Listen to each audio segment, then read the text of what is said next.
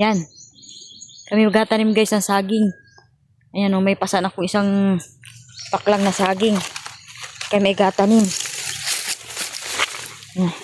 Abay, mahirap pa rin ginagawa kong ari. May dala kaming barita at ano ay pala. Ayun na isa, nagahukay na.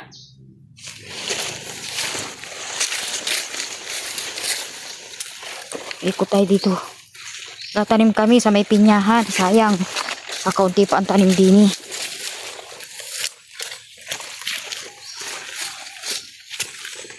Kaysa wala kaming gawa sa tanghali ay ganala inagawa namin. Araw-araw nagtatanim kami ng ilan na itanim natin kanina. May isa na tayo uli ano. Dalawa nga, di bali 3 na itanim namin sa isang araw. Mamaya uling hapon. Yan, ganun na rin ang gawa namin araw-araw.